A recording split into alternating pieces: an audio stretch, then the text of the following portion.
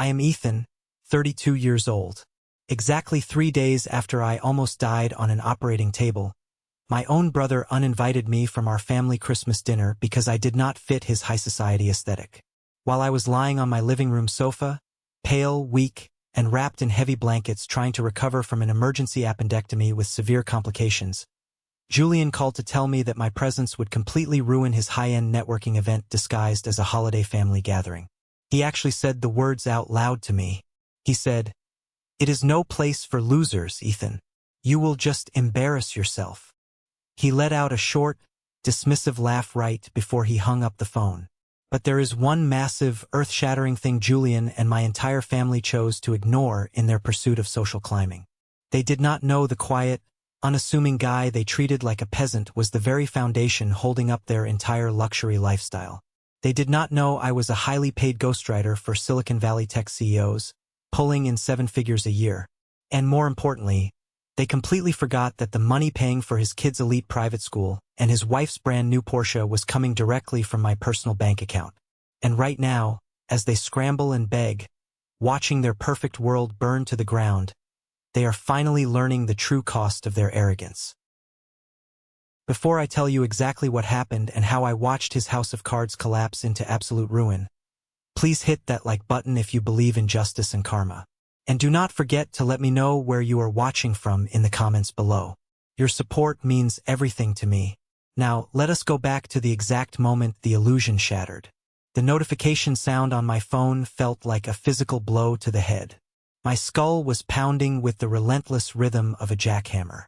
I was lying in the fetal position on my living room sofa, surrounded by a fortress of used tissues, empty mugs of lukewarm herbal tea, and a bottle of prescription painkillers that barely took the edge off. The surgery had been completely brutal.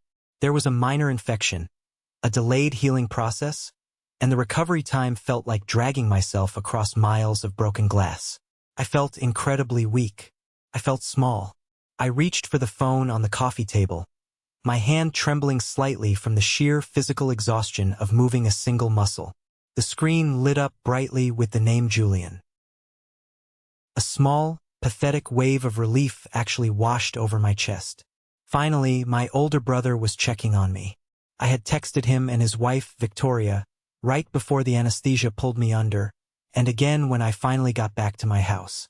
I had received a cold, thoughtless thumbs-up emoji from Victoria and absolute radio silence from Julian. But now he was calling. I foolishly thought he cared. I cleared my dry, scratchy throat and answered the phone. I told him I was finally back home and that the last few days had been rough. I tried to tell him about the infection, but Julian cut me off before I could even finish my sentence.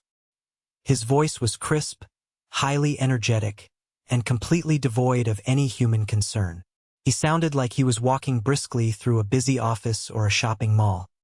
He loudly announced that he and Victoria were finalizing the Christmas Eve dinner list and had expensive caterers arriving in an hour for a mandatory tasting menu. The painkillers made my brain incredibly slow to process the massive shift in his tone. I told him I was not sure what I could bring this year since standing by a hot stove was completely out of the question for my stitches. But I proudly mentioned I had already ordered the expensive vintage wines Victoria always liked for the family gift exchange. There was a pause on the line. It was a heavy, pregnant silence that felt sharper than the fresh surgical incision on my abdomen. Julian let out a loud, theatrical sigh. It was the fake, sympathetic noise he always made right before doing something incredibly selfish and calculating. He told me they were making some drastic changes to the guest list this year. He said the vibe was going to be entirely different, very high-end, exclusive. Victoria had invited Eleanor, the vice president of her massive real estate firm, and Julian was bringing in 2 wealthy angel investors for his brand new business venture. I shifted my legs on the sofa, wincing at the sharp, burning pull in my side, and told him that sounded like a very intense evening. I promised I would just sit quietly in the corner of the room. I told him I would not be in the way of his VIP guests. I told him I just really needed to be around my family because being alone in a quiet house while recovering from a major surgery was starting to take a dark toll on my mental health. Julian sighed again, much louder this time. It was an impatient, highly irritated sound clearly indicating I was being a burden. He told me I was not listening to him.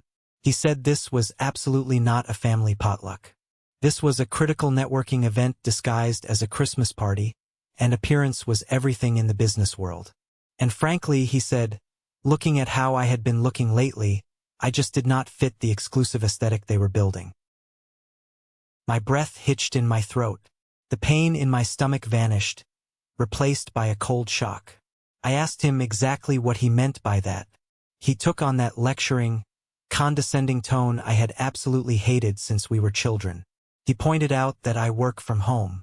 He noted that I live in cheap sweatpants and drive a beat-up Honda Civic.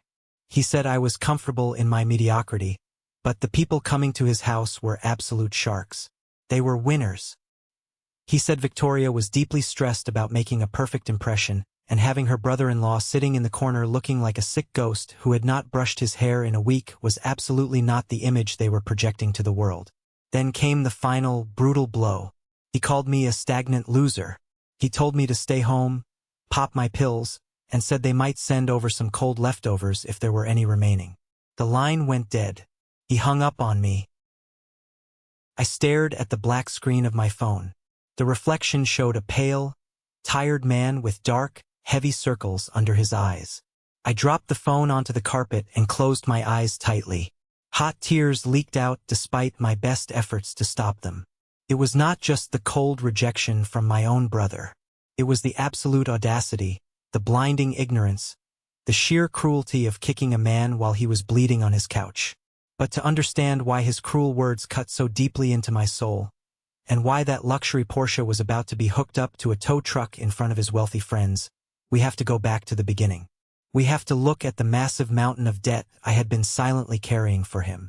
Growing up in our suburban household, the dividing line between Julian and me was drawn in thick, permanent marker from day one. Julian was the undisputed golden child. He was the high school quarterback, the prom king, the kid with the charismatic million-dollar smile who could charm a strict math teacher into bumping a failing grade up to a passing one just by asking about her weekend plans. I was the quiet one in the background, the invisible bookworm, the kid who stayed in his small bedroom building custom computers and writing long stories while everyone else was at football games.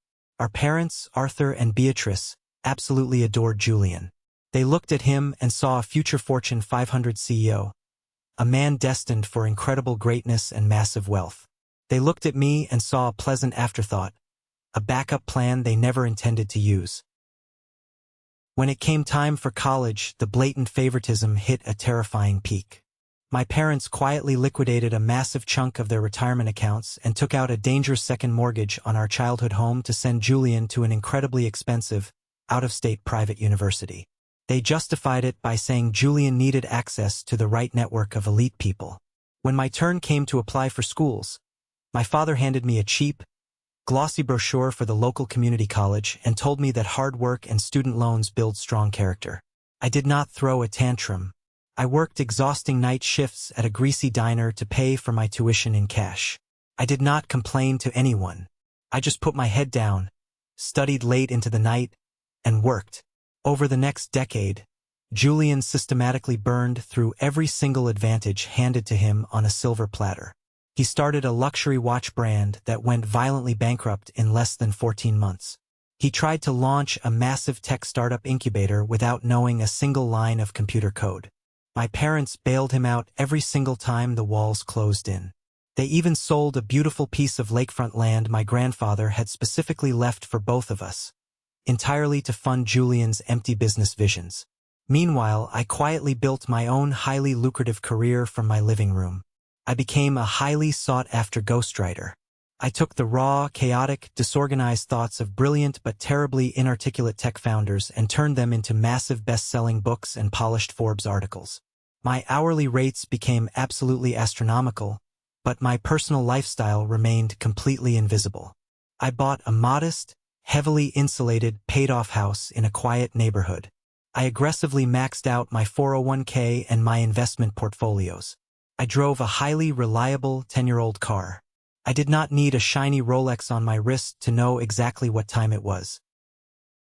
3 years ago, the fake reality Julian built came crashing down violently on his head. It was a freezing Tuesday night in November, pouring heavy rain. There was a frantic, terrifying knocking at my front door. I opened it to find Julian soaked to the absolute bone, his eyes red and swollen from crying. He looked completely terrified. He stepped into my hallway, collapsed against the wall, and broke down completely. He confessed the dark truth he had been hiding from our parents. His credit cards were maxed out to the absolute limit. He was 3 full months behind on his massive, bloated mortgage payments. And Victoria, his beautiful, incredibly shallow wife who had grown up with a silver spoon in her mouth, was actively packing her expensive luggage. She was threatening a messy divorce and preparing to take their 2 young kids, Leo and Chloe, back to her wealthy parents' estate in Connecticut. Julian grabbed my shirt with both hands. He was violently sobbing, begging me for financial salvation. He said he just needed a short runway to get back on his feet. He swore he had a brand new project, a guaranteed massive success, but he needed time to secure the investor capital. He looked me dead in the eye and told me I was the only person in the entire world he could trust with his life. I looked at my older brother, a man who had every single advantage in the world handed to him, now reduced to a pathetic puddle of water and tears on my hardwood floor. I thought about my nephew Leo, who was 7 years old at the time and struggling with math. I thought about my sweet niece Chloe, who was 5 and loved to draw. I could not let those innocent kids lose their family home and face the trauma of a bitter divorce. So, against my better judgment, I made a strict financial deal with him. I flatly refused to hand Julian a blank check or deposit money directly into his account because I knew it would instantly vanish into expensive business lunches and bad investments. Instead, I told him I would directly cover the absolute essentials to keep Victoria from walking out the door. I set up direct, recurring electronic transfers from my bank account to the elite private school Leo and Chloe attended. And, to keep Victoria's fragile public image intact so she could drive to her high-end real estate showings, I completely took over the massive monthly lease on her brand new Porsche Macan. I did it out of pure love. I did it because family is supposed to protect each other when the storm hits. But I quickly learned that gratitude has a very short, highly perishable shelf life. As the stressful months turned into long years, Julian never got a real, steady job. He vaguely called himself a freelance consultant. He never paid me back a single dime of the money I was bleeding for him. Worse, the entire family dynamic shifted drastically. The desperate humility he showed on my floor that rainy night completely vanished, quickly replaced by a toxic, unbearable sense of entitlement. They stopped saying thank you when the bills were paid. They stopped inviting me over for dinner unless they desperately needed free tech support for their computers or someone to watch the kids for free while they attended expensive charity galas. The real, undeniable breaking point started showing its ugly face around the holidays. Last Thanksgiving, we were all gathered at my parents' house for a massive dinner. I had quietly paid for the giant organic turkey and the expensive imported wine Victoria specifically requested, though no one mentioned that fact at the table. We were sitting around the dining room when my father, Arthur, looked at Julian with pure, unadulterated admiration. "Julian is really scaling up his operations this quarter," my dad said proudly to the room. "That new LLC is going to change everything for the family." Then my father looked directly at me, a tight, incredibly polite smile plastered on his face. "And Ethan, are you still doing that typing thing? Writing those little blogs for people on the internet?" I gripped my heavy silver fork under the table until my knuckles turned pure white.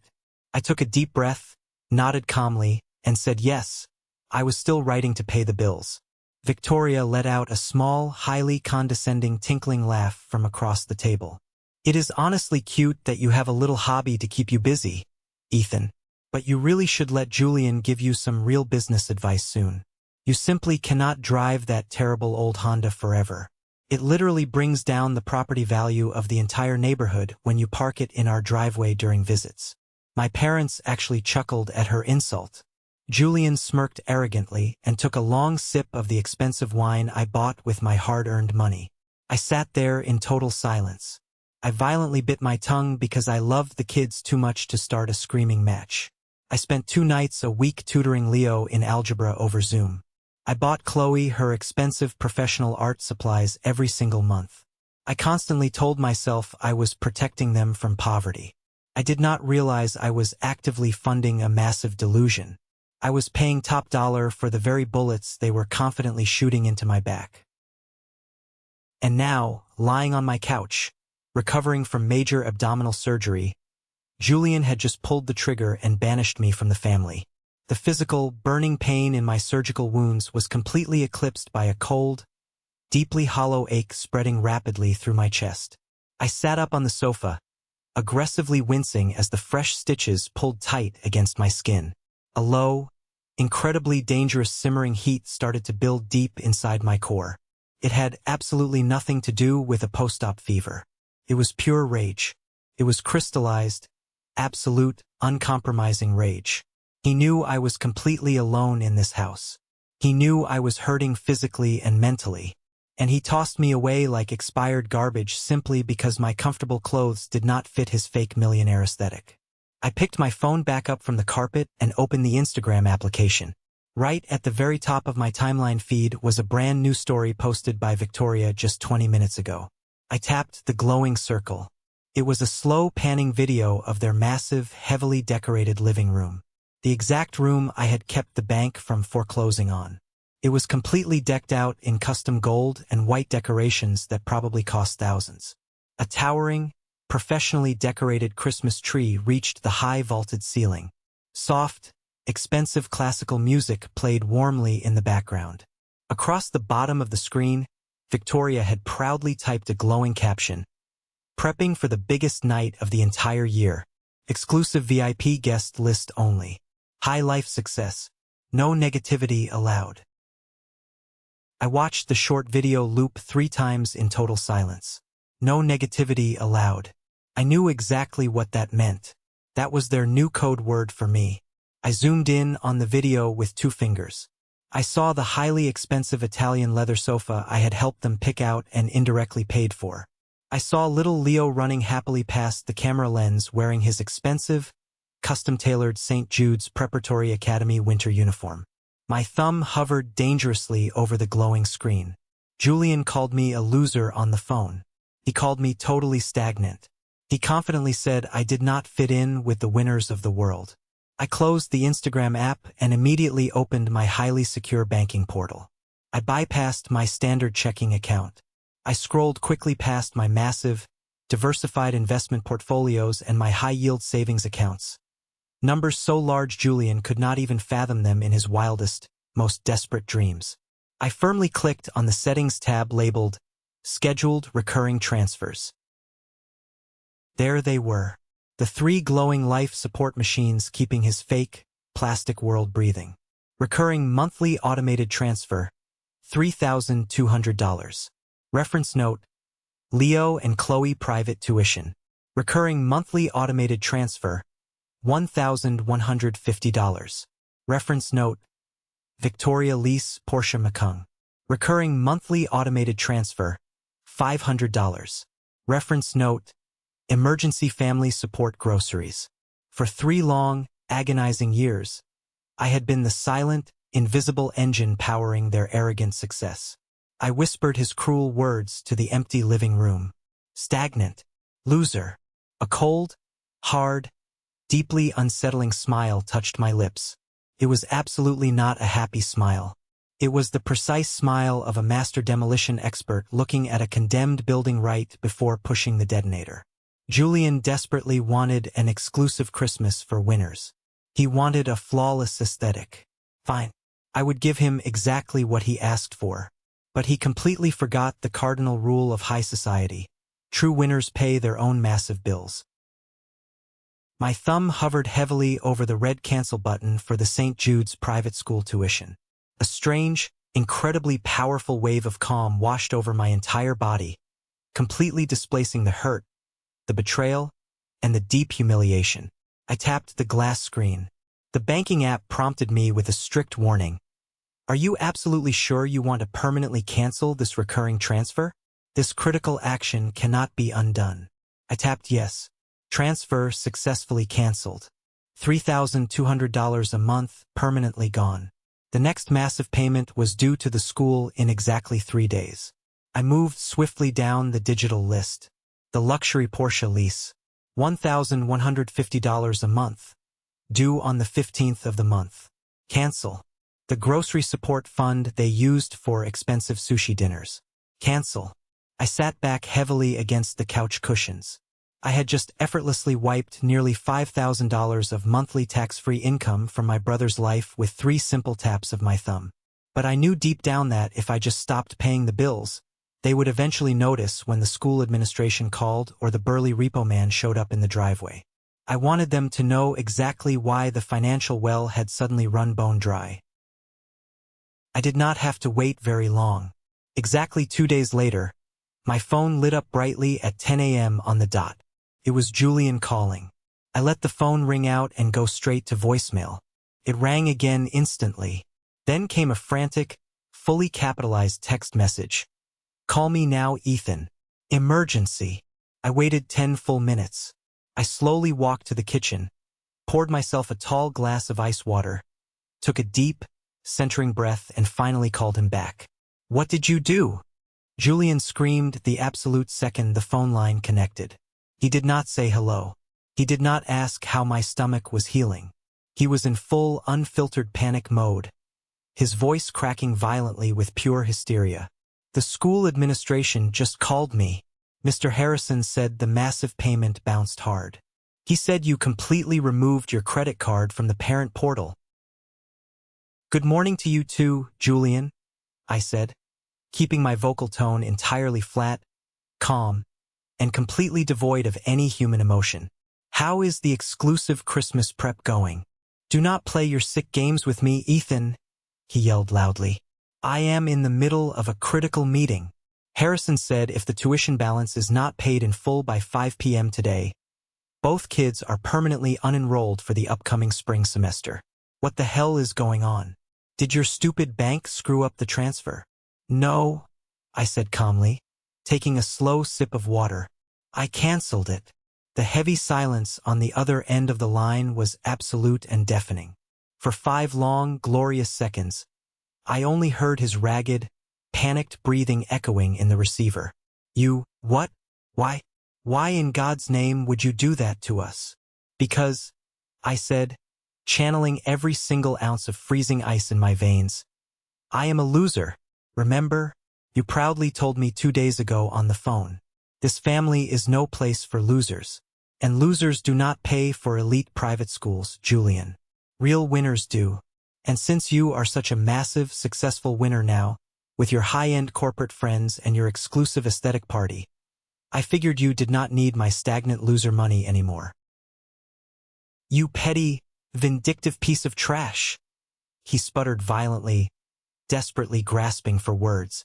"You are doing this right now? Right before Christmas Eve? You are intentionally punishing Leo and Chloe because I accidentally hurt your fragile feelings."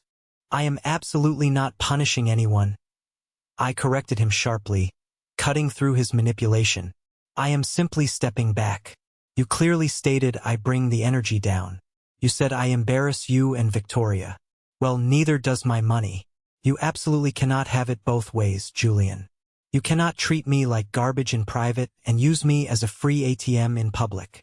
"It is $3,000, Ethan," he shouted, his voice echoing loudly in what sounded like an empty office stairwell. "I do not have that kind of liquid cash sitting around right now.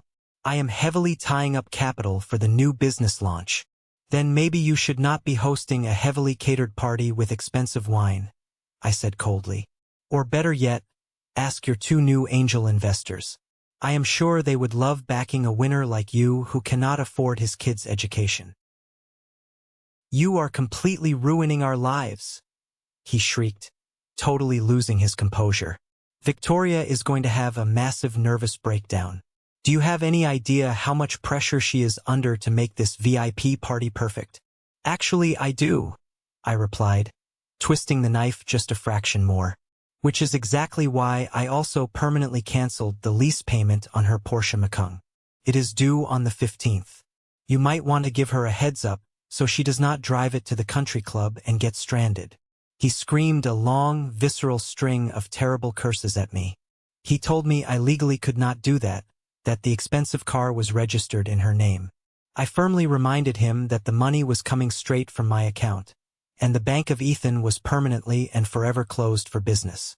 I hung up the phone. My heart was hammering violently against my ribs. My hands were shaking. It felt terrible to hear my brother break down. But God, it felt amazing to finally stand up for myself. The desperate retaliation was swift and entirely pathetic. The family flying monkeys were immediately deployed to my phone. 2 hours later, my cell phone rang again. It was my mother, Beatrice, with Aunt Clara patched in on a three-way conference call. They did not ask how my surgery recovery was going. "Ethan, what is horribly wrong with you?" my mother demanded immediately, her voice trembling with manufactured, theatrical grief. "Julian is practically in tears. He says you cruelly cut off the children's education out of sheer, petty jealousy over his success." "He told you I was jealous?" I asked, laughing bitterly into the phone. "Did he happen to tell you he completely uninvited me to Christmas dinner because I am not high-class enough for his new friends? He is under massive corporate pressure." Aunt Clara chimed in, perfectly playing the ultimate manipulator role. "He is building a lasting family legacy. You have a little house and zero responsibilities. You have plenty of extra money sitting around. You are being incredibly selfish and cruel. Family always helps family, Ethan." "Family respects family," I fired back without hesitation. "If his legacy is so incredibly strong, he can pay his own bills." I hung up on them and blocked both numbers. But Julian was not done. He was dangerously desperate. The next morning, I woke up to an urgent, red-flashing fraud alert from my premium credit card company. Someone had just attempted to charge $4,500 at a high-end designer clothing boutique in the city. My blood ran completely cold.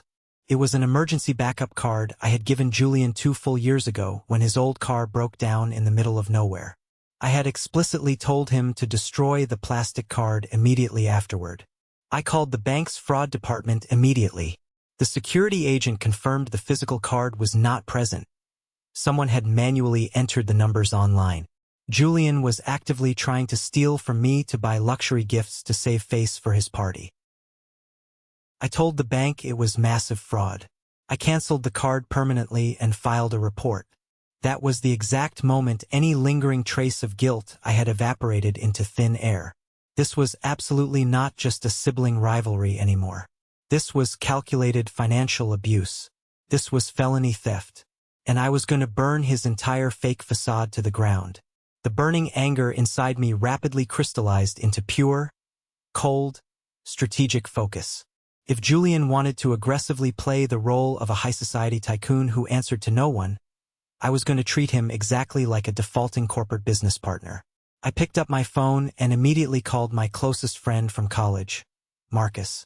Marcus is a senior corporate litigator downtown, a brilliant, terrifying shark in a tailored suit who absolutely does not tolerate nonsense from anyone.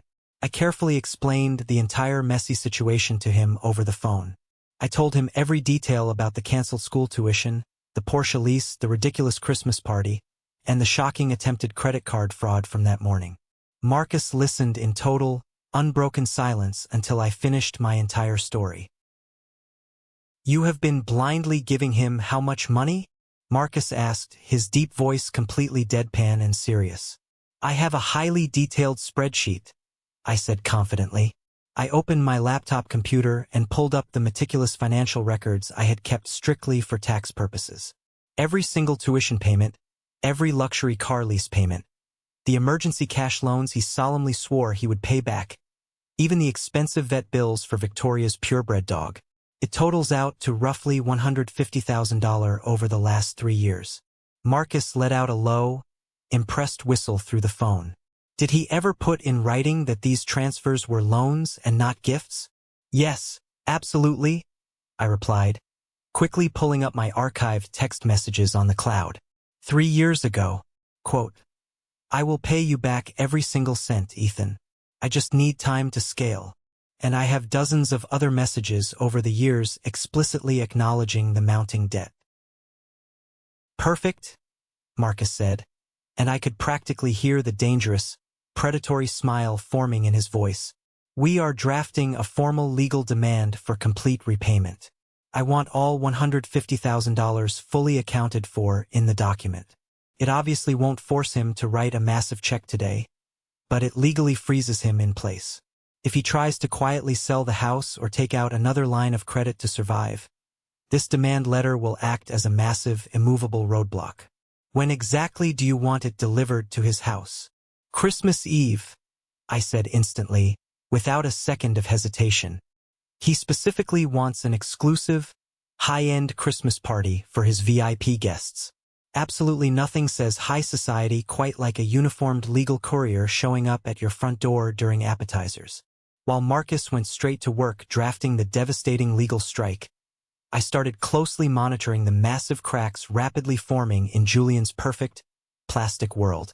Without my constant stream of money, the financial pressure was crushing them instantly. The private school had clearly given them a short grace period to find the funds, but the toxic rumors were already starting to spread rapidly among the wealthy parents. I knew this for a fact because Sarah, a longtime family friend who always hovered closely around Victoria to soak up the leftover glamour, sent me a highly suspicious text message. Hey Ethan, I just heard you are not coming to the big party. So sad to miss you. By the way, is Julian's new business doing okay? Victoria was acting super weird and stressed at lunch today at the club. I did not reply to her message. I let them sweat in silence. But my growing curiosity got the better of me, so I logged into a hidden burner Facebook account I strictly used for local neighborhood watch updates. I went straight to the gated community's private, members-only group page. Right there at the top, posted just an hour ago by Victoria, was a frantic, desperate listing. Selling lease takeover for 2023 Porsche Macan. Immaculate condition. We simply need to upgrade to a much larger vehicle for our growing family. Please DM for details. Serious inquiries only. Must move fast. I stared intently at the glowing computer screen. A growing family? It was a pathetic, completely transparent lie. She was scrambling for her life. The massive lease payment was due in exactly 2 days. The repo man was already circling their neighborhood, and she was desperately trying to pawn the toxic debt off on one of her wealthy neighbors before the towing company inevitably found the luxury car. They were violently suffocating under the crushing weight of their own massive lies. The shiny facade was actively cracking into a million pieces, and they were using cheap duct tape to hold the illusion together just long enough to heavily impress their VIP guests.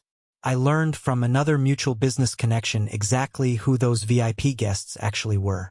Victoria had invited her direct boss, Eleanor, a highly connected powerhouse vice president at the commercial real estate firm. Julian had aggressively invited 2 major angel investors, Richard and Tom, desperately hoping to secure massive funding for his empty shell of an LLC. These wealthy people absolutely did not know the real Julian and Victoria. They only knew the carefully crafted mask. They only knew the expensive imported wine, the fully catered food, and the shiny Porsche parked proudly in the driveway. I looked at the digital calendar on my desk. It was December 20th. Exactly 4 days until Christmas Eve. My surgical incision was finally healing nicely. My mind was sharper and clearer than it had been in years. I had spent my entire adult life standing quietly in the dark shadows, letting my family treat me like a disposable stepping stone. I had foolishly bought into the toxic narrative that I was just the quiet, uninteresting younger brother who was only useful when the massive bills were due. I firmly closed my laptop and looked out the living room window at the heavy falling snow. I was absolutely going to attend that Christmas party. I was not going to stay, and I was certainly not going to eat their expensive catered food. But I was going to deliver a beautiful present they would never, ever forget. I truly thought the worst of the painful betrayal was completely behind me. I honestly thought my parents blindly supporting Julian was the absolute deepest the knife could possibly go. I was so incredibly wrong. The real, horrifying truth about my family's financial loyalty was waiting patiently for me at that party. and it was going to change absolutely everything I thought I knew about my own blood. Christmas Eve finally arrived in our city, and it brought with it a brutally cold, biting winter wind that seemed to easily slice right through the heavy glass of my car windows. I sat silently parked in my 10-year-old, fully paid-off Honda Civic just down the street from Julian's massive, sprawling suburban house. Or, at least, the sprawling house that the bank still technically owned for a few more weeks until harsh reality completely caught up with his massive financial lies. I sat there alone in the driver's seat, the heater of my old car struggling to keep the freezing temperature at bay, simply watching the heavy, wet snow rapidly accumulate on the hood of my car. I was absolutely not invited to this highly exclusive holiday gathering. I fully knew that. My own older brother had made that painfully, abundantly clear when he called me while I was bleeding on my couch to tell me my presence would entirely ruin his corporate aesthetic. But I had two small presents resting carefully in the back seat of my car, wrapped in simple, unassuming brown paper. One was a highly specialized, incredibly expensive coding kit for my bright young nephew Leo. The other was a professional-grade watercolor art set for my niece Chloe. I flatly refused to let my older brother's massive, fragile ego completely rob his innocent children of a relationship with their uncle on Christmas. They did not deserve to be punished for the sins of their greedy parents. My tactical plan for the cold evening was incredibly simple and straightforward. I was going to quietly walk up the long driveway, drop the two wrapped gifts right at the front door, send a quick text message to Julian to let him know they were sitting there on the porch, and immediately leave the premises before I could be insulted, degraded, or humiliated by my toxic family ever again. I looked down the pristine, perfectly manicured street. The strict local homeowners association, the HOA, mandated perfectly uniform holiday lights for all residents, and every single massive house on the wealthy block strictly complied with the expensive, glowing aesthetic. But as I sat there watching the quiet street through the falling snow, a sleek, black corporate town car slowly pulled up to Julian's driveway. A sharp, incredibly elegant woman wearing a stunning emerald green wool coat stepped out into the freezing cold night. I instantly recognized her face from the professional corporate profile photos Victoria was always proudly showing off to our family. It was Eleanor, the powerhouse vice president of the commercial real estate firm where Victoria worked. Eleanor was the exact woman Victoria was desperately hoping would hand her a massive, lucrative promotion and a massive salary increase in the upcoming year. Right behind the corporate town car, a brand new electric Tesla silently rolled to a stop at the curb. Two older men in highly expensive, custom-tailored suits stepped out onto the snowy sidewalk. These were Richard and Tom. The two wealthy angel investors Julian was aggressively trying to court to secure massive funding for his completely empty shell of a business venture. Julian's house was practically glowing against the dark, freezing winter sky. Every single large bay window was ablaze with warm, inviting golden light. I could easily see the dark silhouettes of wealthy people moving smoothly inside the living room, holding elegant crystal wine glasses and laughing loudly at jokes I could not hear. It looked completely perfect from the outside. It looked incredibly expensive. It looked exactly like a massive, carefully constructed, incredibly fragile lie. I took a deep, steadying breath, grabbed the two wrapped gifts from the back seat, and stepped out of my car into the biting winter cold. My heavy winter boots crunched loudly on the frozen pavement as I walked purposefully up the long, winding driveway. As I approached the large three-car garage, I noticed something incredibly pathetic and deeply revealing about their current situation. Victoria's white Porsche Macan was absolutely not parked proudly in the center of the driveway for the VIP corporate guests to admire. Instead, the luxury vehicle was aggressively squeezed into a dark, narrow spot on the far side of the house, partially hidden behind tall, thick evergreen bushes. She was intentionally hiding the expensive car from the street view. She absolutely knew the repo man was actively scanning license plates in her zip code tonight, and she was terrified of losing her ultimate status symbol before the VIP party ended. I reached the massive, solid oak front door and firmly raised my gloved hand to knock. Before my knuckles could even graze the dark, polished wood, the heavy door violently swung open from the inside. There stood Julian, He was wearing an incredibly ridiculous, dark burgundy velvet tuxedo jacket that probably cost more than my entire first year of college tuition. His hair was perfectly styled and slicked back, and he held a heavy crystal glass of expensive imported scotch in his right hand. The bright, fake, charismatic smile on his face instantly vanished the absolute second his eyes locked onto mine. His face completely drained of all color, turning a sickly, terrifying shade of pale gray. He looked like he had just seen a ghost standing on his porch. "What in the hell are you doing here?" Julian hissed viciously, quickly stepping outside into the freezing cold and pulling the heavy front door partially shut behind him to physically block the view of the bright, warm party inside. "Merry Christmas to you too, Julian," I said calmly, keeping my voice entirely steady despite the massive surge of adrenaline currently hammering against my ribs. "I am just dropping off these gifts for Leo and Chloe. I am absolutely not staying to ruin your exclusive corporate aesthetic. Just take the boxes so I can go home." I shoved the brown paper packages toward his chest. Julian did not take the boxes. He looked me up and down with pure, unadulterated disgust. I was wearing comfortable dark denim jeans, a thick wool winter coat, and a simple knitted scarf. I looked exactly like what I was. A regular, hard-working man who had just come from the cold outside. Absolutely not a wealthy socialite ready to discuss a massive real estate portfolio over imported caviar. "I explicitly told you to stay away from my house tonight," Julian whispered angrily, his eyes darting frantically in absolute panic toward the street to see if anyone was watching us. "I am actively securing my entire financial future right now. Richard and Tom are inside drinking the vintage wine right now. You absolutely cannot be seen standing on my porch looking like a homeless person. Give me the damn boxes and get off my property right now before I call the neighborhood security patrol to aggressively escort you out." Before I could even formulate a proper response to his insane, cruel threat, a sharp, highly commanding woman's voice called out from the warm foyer right behind him. "Who is at the door, Julian? It is absolutely freezing out there. Tell them to come inside and shut the door before you let all the heat out." It was Eleanor. Julian completely panicked. His eyes widened in sheer, absolute terror. He absolutely could not make a loud, aggressive scene on his front porch in front of the vice president of his wife's firm. He forced a tight, highly unnatural, grimacing smile onto his face and slowly pushed the heavy oak door wider. "It is just Ethan, my younger brother," Julian called back into the house, his voice shaking slightly with nervous, frantic energy.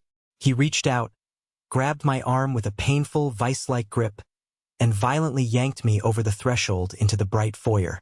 "Smile, drop the stupid boxes on the table, and immediately leave through the kitchen," he whispered directly into my ear, his breath smelling heavily of scotch and raw, unadulterated fear. "Do not you dare embarrass me in front of these people tonight." The overwhelming warmth of the massive house hit my cold face instantly. The air smelled strongly of fresh pine needles, expensive cinnamon candles, and high-end roasted catering. The large foyer opened directly into the expansive living room where about 15 incredibly well-dressed people were casually mingling. The loud, lively conversation in the room completely stopped. Every single pair of eyes slowly turned to look at me standing awkwardly by the front door holding two simple brown paper packages. "Ethan." Victoria suddenly appeared from the massive designer kitchen, holding a large silver tray of complicated appetizers. Her perfectly manicured face contorted into a mask of pure, absolute horror. She stared at my wet winter boots, then looked down in complete panic at her pristine, incredibly expensive white imported rug. "We absolutely were not expecting you tonight. Julian told everyone you were violently ill and highly contagious." "I am leaving right now," I said clearly, looking directly into Victoria's terrified eyes. "I am just dropping these gifts off for my niece and nephew. I absolutely do not want to interrupt your high-end corporate networking." As I turned to place the two boxes on the entryway table, I saw my parents, Arthur and Beatrice, sitting comfortably on the expensive leather sofa near the roaring fireplace. My mother's face tightened with extreme, visible disapproval. My father actually stood up, pointing a highly aggressive finger at me from across the room. Ethan, your brother explicitly told you this was a closed corporate event, my father said loudly, completely intending to publicly scold me like a disobedient child in front of the wealthy strangers. You have zero business being here tonight. Have some basic respect for Julian's important career and leave right now. You are entirely ruining the mood. I stared at my father, the man who had consistently prioritized Julian's fake success over my actual existence since I was a little boy. The man who was currently sitting in a house that I had personally saved from total foreclosure, confidently drinking expensive wine that I had purchased with my own money, aggressively telling me I did not belong in the very room my money had paid for. The absolute sheer audacity of the entire situation was intoxicating. Before I could turn around and walk back out the front door into the freezing snow, the tall woman in the stunning emerald green coat stepped directly into the center of the foyer. It was Eleanor. She was holding a crystal glass of champagne, looking incredibly elegant and utterly intimidating. She completely ignored Julian, Victoria, and my visibly angry parents. She squinted her sharp, analytical eyes directly at my face, tilting her head slightly as if trying to solve a highly complex puzzle. Wait just one single moment, Eleanor said, her commanding voice easily cutting through the tense, awkward silence of the large living room. She took 2 slow, purposeful steps toward me. Ethan? Ethan as in Ethan the ghostwriter? The exact man who structurally edited and entirely rewrote the Horizon Tech CEO memoir last spring. The entire living room went completely dead silent. You could have easily heard a single pin drop on the expensive hardwood floor. Julian aggressively blinked his eyes, completely confused and entirely derailed by the unexpected interaction. He let out a high-pitched, incredibly nervous laugh that sounded more like a dry choke. What? No, Eleanor. There must be a massive misunderstanding here. Julian stammered loudly. This is just my little brother, Ethan. He just writes silly little blogs on the internet from his couch. He is currently in between real jobs right now, struggling a bit financially. You know how the economy is right now. We kindly try to help him out with family charity where we can. He was actually doing it again, right to my face, in front of a room full of corporate VIPs. He was intentionally painting me as a pathetic charity case to desperately elevate his own fake status. Eleanor completely ignored Julian's frantic babbling. She walked right up to me, extending her hand with a look of pure, unadulterated professional reverence. You are the absolute best structural editor and ghostwriter on the entire East Coast, Eleanor said loudly, ensuring every single wealthy investor in the room heard her words clearly. My chief executive officer actively tried to hire you on a massive retainer contract last year. You cost an absolute fortune. Your corporate lawyer told us your private waiting list for new clients was over 6 months long, and you firmly rejected our massive salary offer without a second thought because you were fully booked with Silicon Valley billionaires. I smiled a small, highly genuine smile and confidently shook her extended hand. It is actually an 8-month waiting list now, Eleanor. It is incredibly nice to finally meet you in person. Your CEO runs a brilliant operation, but my schedule was simply too full to take on another massive project at the time. Julian's face instantly drained of every single drop of remaining color. He looked like he was about to physically vomit on the white rug. The fake narrative he had carefully constructed for years was violently slipping through his trembling fingers. I really think you are horribly mistaken, Eleanor, Julian stammered loudly, desperately trying to regain control of the room. Ethan heavily relies on us for money. He drives a rusted 10-year-old Honda. He does not have corporate clients. I think we should entirely stop pretending right now, Julian. I interrupted him, my voice carrying clearly and powerfully through the silent, highly attentive room. Ethan, please do not do this right now. Victoria warned me from the kitchen doorway, her voice trembling violently with absolute, sheer panic. Her hands were shaking so badly the silver appetizer tray was loudly rattling against her rings. Do not do what exactly, Victoria? I asked calmly, slowly turning my head to face her. Do not tell your wealthy corporate guests that I paid the massive cash deposit for the expensive catering they are currently eating. Do not tell them I bought the vintage wine they are drinking from my personal checking account. He is highly medicated, Julian suddenly shouted at the absolute top of his lungs, his voice echoing frantically off the vaulted ceiling. He just had major abdominal surgery. He is suffering from intense post-surgery delirium. He absolutely does not know what he is saying. Please, everyone, just ignore him. I am absolutely not confused, Julian, I said loudly, reaching my hand deep into my thick winter coat pocket. I slowly pulled out a thick, heavy manila envelope. It was absolutely not a Christmas gift. It was the devastating legal packet my aggressive lawyer, Marcus, had officially drafted. And I am absolutely not a stagnant loser. Losers do not completely fund your fake luxury lifestyle for 3 full years while you pretend to be a wealthy corporate tycoon to your friends. I walked purposefully over to the expensive glass side table, directly next to where Richard and Tom, the 2 massive angel investors, were standing in complete shock. I firmly placed the heavy legal envelope down onto the glass with a loud, incredibly satisfying thud. That document is a formal, legally binding demand for the immediate repayment of the $150,000 I have personally loaned you since 2023, I said, addressing the entire room of VIP guests but keeping my hard eyes locked entirely on my older brother. That massive sum officially includes the expensive private school tuition for your children that you lied and told everyone you paid with your corporate bonuses. It also strictly includes the massive monthly lease on the white Porsche Macan parked outside. You are completely lying, Julian screamed violently, physically lunging forward toward the glass table to grab the envelope. Richard, the taller of the 2 wealthy investors, instantly stepped directly in front of Julian, holding his hand up like a strict traffic cop. Let the man speak, Richard said coldly, his sharp eyes narrowing dangerously at Julian's pathetic display. I permanently canceled all of the automated bank payments 3 weeks ago, I continued, feeling physically lighter and incredibly powerful with every single word leaving my mouth, because you proudly told me on the phone that I did not fit your exclusive aesthetic. You were right. I absolutely do not fit in here, because I actually pay my own bills with my own money.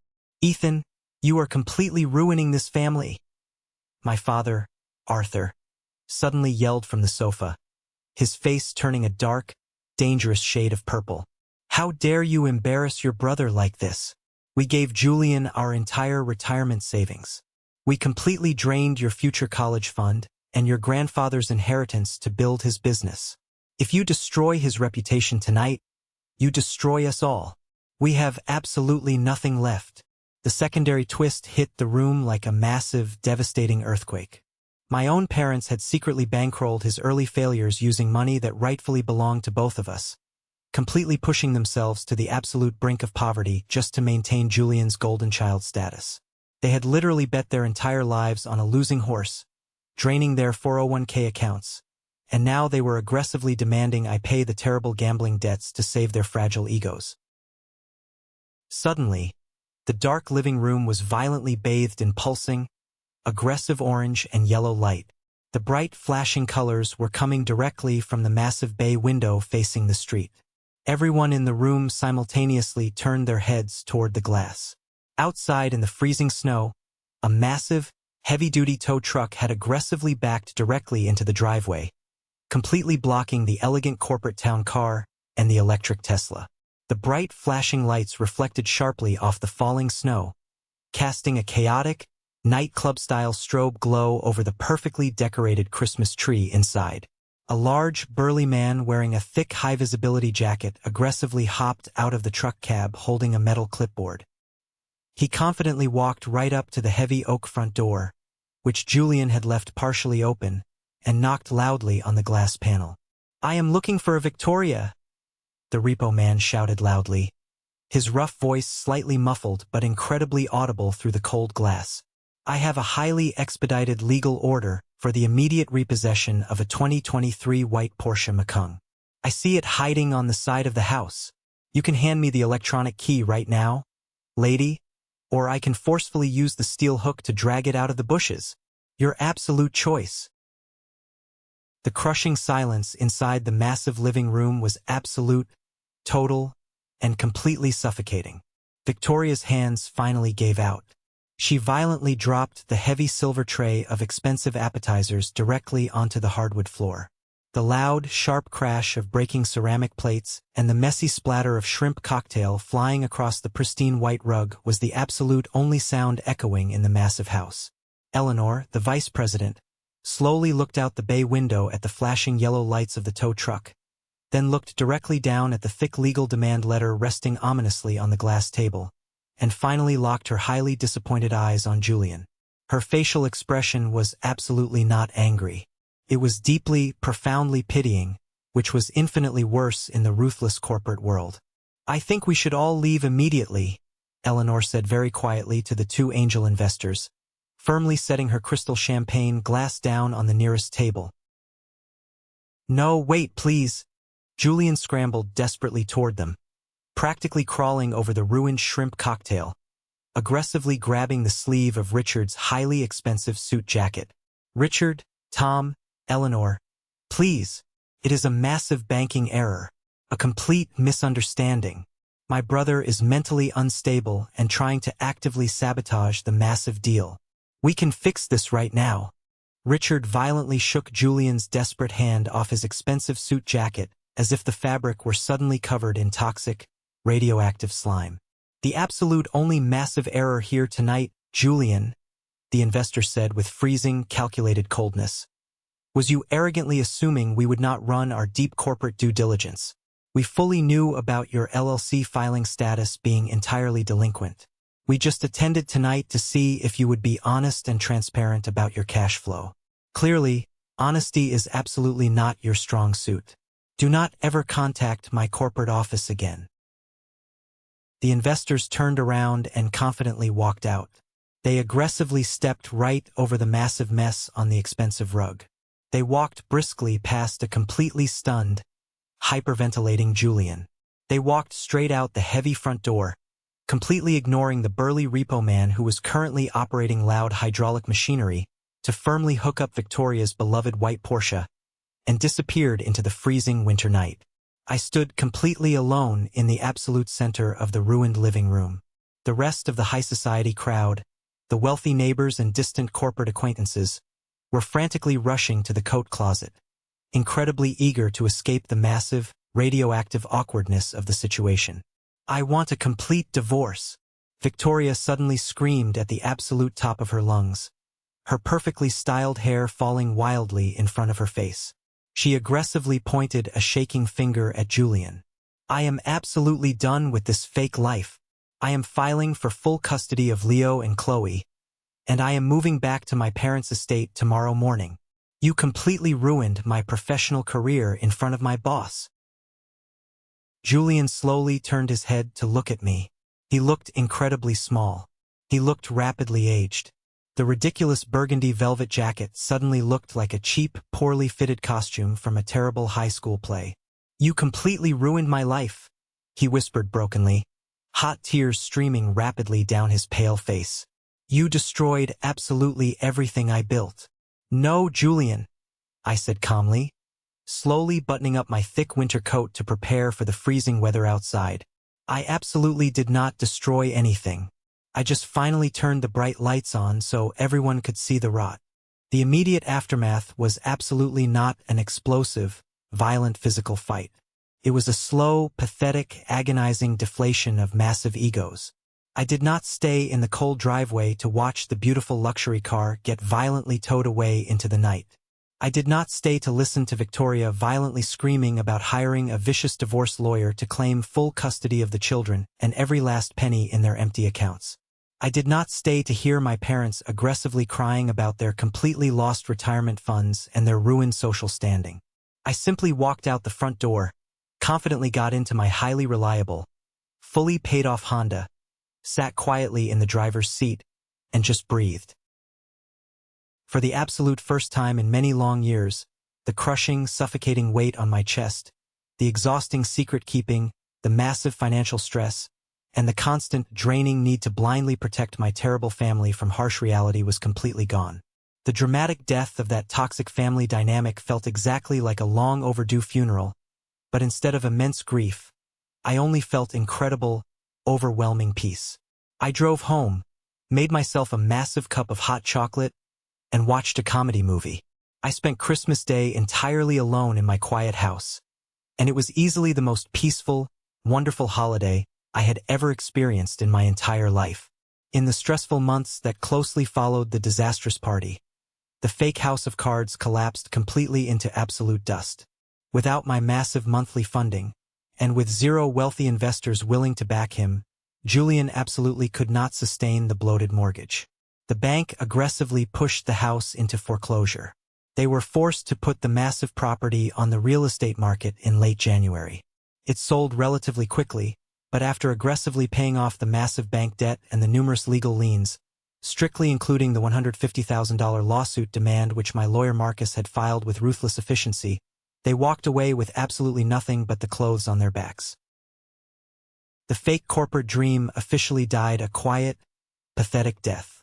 Victoria made good on her loud threat. She immediately filed for divorce, demanded full custody of the kids, and moved back to Connecticut. Julian was forced to move into a tiny, incredibly depressing two-bedroom apartment near the loud city center. He finally had to get a real, grueling job. He was absolutely not a CEO.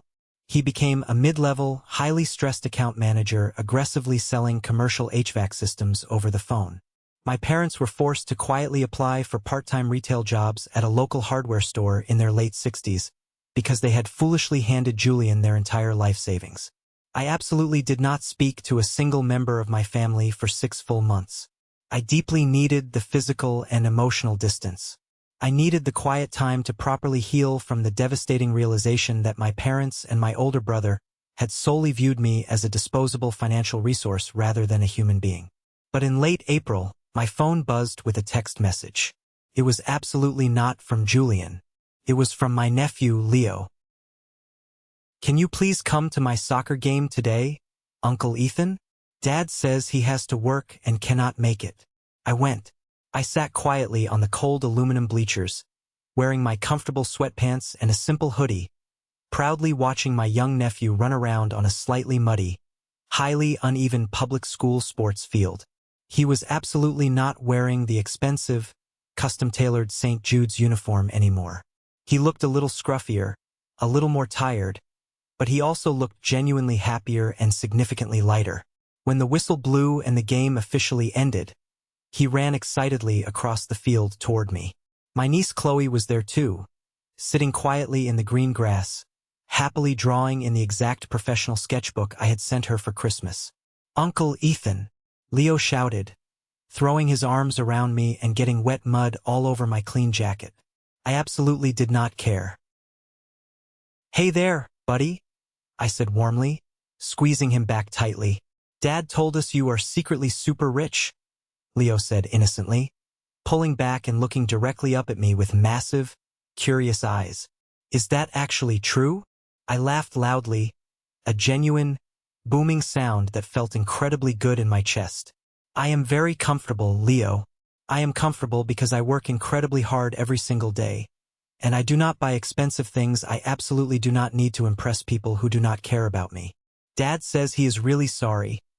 Chloe suddenly piped up, not even looking up from her colorful drawing. "He strongly told Mom he was incredibly stupid." I slowly looked up across the muddy field and saw Julian quietly standing completely alone by the chain-link parking lot fence. He was wearing a cheap, wrinkled windbreaker and stained khaki pants. He looked incredibly exhausted. He had visibly gained a significant amount of weight, and his hair was actively thinning. He was absolutely not the golden boy anymore. He was not a fake tycoon. He was just a deeply broken, heavily stressed guy working a terribly hard job to pay his child support. He saw me looking at him and slowly, highly hesitantly, raised his hand in a small wave. He did not dare come over to the bleachers. He kept his physical distance, finally respecting the massive, immovable boundary I had legally and emotionally set.